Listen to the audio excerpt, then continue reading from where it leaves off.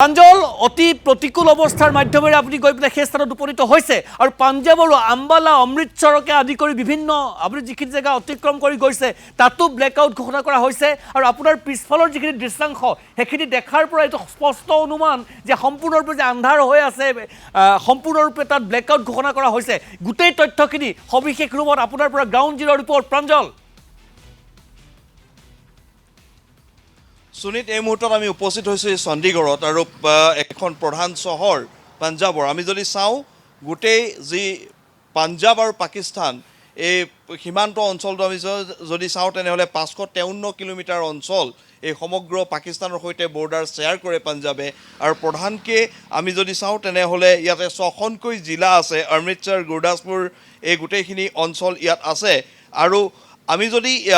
6খন ডিষ্ট্ৰিক্টৰ ভিতৰত আমি স্পৰ্শকাতৰ বুলি কওঁ তেতিয়াহ'লে চণ্ডীগড় আম্বালা এই দুখন অতিকৈ স্পৰ্শকাতৰ চহৰ আৰু আজি আমি অনুভৱ কৰিছোঁ গোটেই ৰাস্তাটোত যেতিয়া আহিছোঁ নেশ্যনেল হাইৱে 44 NH4 আমি যেতিয়া আহি আছোঁ এটা বস্তু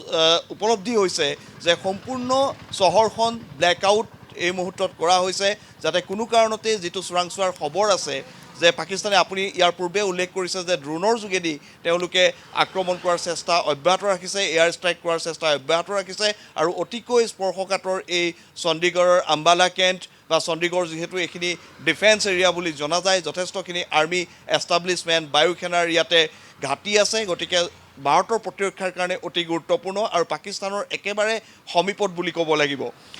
মই যদি পুনৰ কওঁ যে পাকিস্তানে কি ব্যৱহাৰ কৰিছে পাকিস্তানে PL-15 যিটো মিছাইল চাইনাৰ তেওঁলোকে সেই PL-15 মিছাইল ব্যৱহাৰ কৰিছে সেয়া কথা তেওঁলোকে স্বীকাৰ কৰিছে ভাৰতে যি প্ৰমাণ দিছে সেই প্ৰমাণ পাকিস্তানে মানি লৈছে গতিকে অত্যন্ত ঘাতক এই মিছাইল কিন্তু তথাপিও ভাৰতৰ যিটো এয়াৰ ডিফেন্স ছিষ্টেম আপুনি পূৰ্বে উল্লেখ কৰিছে যে ভাৰতৰ এয়াৰ ডিফেন্স ছিষ্টেমৰ ওচৰত এক প্ৰকাৰ হাৰ মানিছে পাকিস্তানে যিমানবোৰ মিছাইল যিমানবোৰ ড্ৰোন প্ৰাঞ্জল মই সেইখিনিলৈ যাম কাৰিকৰী দিশখিনিলৈ যাম মই আৰু এটা কথা আপোনাৰ পৰা জানিবলৈ চেষ্টা কৰিছোঁ যিহেতু আপুনি নতুন দিল্লীৰ পৰা সেই চণ্ডীগড় উপস্থিত হৈছেগৈ আম্বালা বা এই অঞ্চলসমূহ যি অতিক্ৰম কৰি গৈছে তাৰ যিটো আপুনি দিনৰ ভাগতে গৈছে মই গোটেই যাত্ৰাপথৰ সবিশেষটো ৰাইজ সাধাৰণ জনতাৰ যিটো চলন ফুৰণ মিলিটাৰীৰ যিটো মবিলাইজেশ্যন বা গোটেই যিটো বিষয়বস্তুখিনি মই আপোনাৰ জনাৰ চেষ্টা কৰিম কি দেখিছে চকুৰে নিশ্চয়কৈ কিছু পৰিমাণে সীমাবদ্ধতা আহিছে পূৰ্বতে যি প্ৰাণ চঞ্চলতা দেখা পোৱা যায় যুদ্ধৰ এই সময়ছোৱাত নিশ্চয়কৈ সেই প্ৰাণ চঞ্চলতা চহৰসমূহত নাই বা ৰাষ্ট্ৰীয় ঘাইপথত যেনেধৰণৰ পূৰ্বৰ গতিবিধি বা যথেষ্ট ভিৰ পৰিলক্ষিত হয় সেয়া কিছু পৰিমাণে আজি যথেষ্ট কম ভিৰ পৰিলক্ষিত হৈছে আৰু যিহেতু ব্লেকআউট আছে হয় প্ৰায় এক সান্ধ্য আইন সদৃশ পৰিৱেশ মই অকণমান পাৰ্থক্য কেমেৰাটো ঘূৰাবলৈ অনুৰোধ জনাম আমি বৰ্তমান যিটো স্থানত আছোঁ তাৰ পৰা আপোনালোকে যদি লক্ষ্য কৰে এটা পথ দেখা পাব যিটো পথত লাইট জ্বলি আছে বাকী চহৰৰ গোটেই লাইটবোৰ বন্ধ অকল সেই পথটো যিটো পথেদি গাড়ী অহা যোৱা কৰি আছে চণ্ডীগড় চহৰখনৰ মাজৰ যিটো পথ একমাত্ৰ এটা পথ যিটো পথেদি এই মুহূৰ্তত গাড়ী চলাচল হৈ আছে বা তাত লাইট দুই এটা অন হৈ আছে যিখিনি নজ্বলালে নহয় আৰু মই পাৰ্থক পুনৰ অনুৰোধ জনাম যে এই যিটো বাকী মই য'ত থিয় হৈ আছোঁ এই গোটেই পথখিনি বৰ্তমান ব্লেকআউটৰ বাবে ইয়াত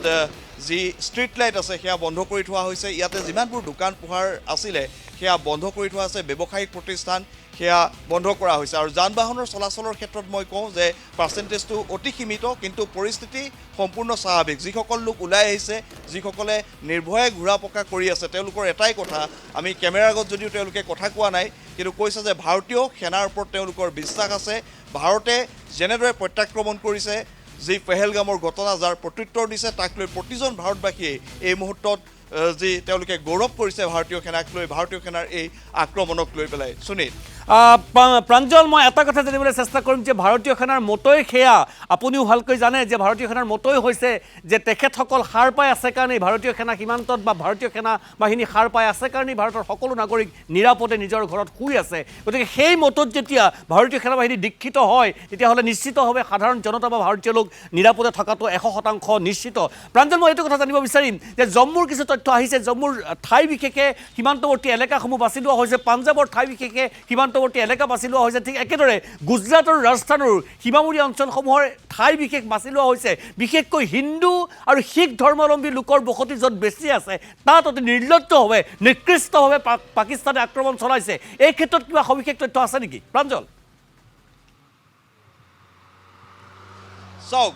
ভাৰতে নিজৰ যি প্ৰত্যুত্তৰ সেই প্ৰত্যুত্তৰ পহেলগামৰ ঘটনাৰ দিছে আৰু পহেলগামত যিটো ঘটনা সংঘটিত হৈছিল সমগ্ৰ বিশ্বই দেখিছে আৰু তাত সেই সময়ত কি ধৰণৰ এক পৰিস্থিতি হৈছিল কেনেদৰে ধৰ্মসুধী মানুহক হত্যা কৰা হৈছিল সেই কথা সমগ্ৰ বিশ্বই দেখিছে আৰু তাৰপিছত ভাৰতে যি প্ৰত্যুত্তৰ দিছে তাক লৈ সমগ্ৰ বিশ্বৰ সকলোবোৰ প্ৰধান দেশে এই মুহূৰ্তত ভাৰতৰ পক্ষত থিয় হৈছে লগতে পাকিস্তানে এতিয়া যি ধৰণৰ কাম কাজ কৰি আছে স্পষ্টভাৱে ৭ মে'ত যি আক্ৰমণ তাৰপিছত ভাৰতৰ যিখন সংবাদমেল তাত ভাৰতে স্পষ্টভাৱে কৈছিল যে ভাৰতে উত্তেজনা বৃদ্ধি কৰিব বিচৰা নাই ভাৰতে নিৰ্ধাৰিত লক্ষ্যত আক্ৰমণ কৰিছে সন্ত্ৰাসবাদীৰ ঘাটিত আক্ৰমণ কৰিছে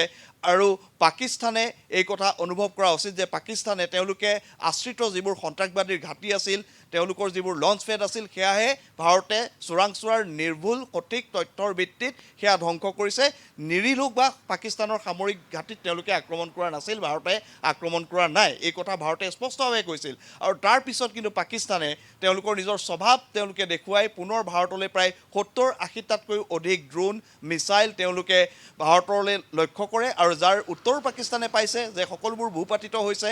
এয়াৰ ডিফেন্স ছিষ্টেমৰ ওচৰত হাৰ মানিছে আকাশ এয়াৰ ডিফেন্স ছিষ্টেম যি ভাৰতৰ আছে এই আমাৰ নিজৰ স্বদেশী এয়াৰ ডিফেন্স ছিষ্টেম সেয়াও ইতিমধ্যে সকলো দেখুৱাইছে আৰু S-400 যি এয়াৰ ডিফেন্স ছিষ্টেম সেয়াও গোটেই বিষয়খিনি পাকিস্তানে যিমানবোৰ আক্ৰমণ কৰিছে সেয়া নিষ্ফল কৰিছে আৰু আজিৰ তাৰিখতো ভাৰতীয় সেনাৰ কাৰণে এই যি কাৰিকৰীভাৱে নিখুঁতভাৱে ভাৰতে আক্ৰমণ প্ৰতিহত কৰিব পাৰিছে ই ভাৰতীয় সেনাৰ মনোবলো বৃদ্ধি কৰিছে সুনীত ধন্যবাদ জনাইছোঁ প্ৰাঞ্জল আপুনিও সাৱধানে থাকিব আৰু যিহেতু আপুনি সীমান্তলৈ গৈছে তাৰ পৰা সবিশেষ খবৰ আপোনাৰ মাধ্যমেৰে প্ৰতিদিন টাইমৰ দৰ্শকসকলে সকলোখিনি তথ্য পাব বুলি আমি আশা কৰিছোঁ এই মুহূৰ্তত আপোনাক মই ধন্যবাদ জনাইছোঁ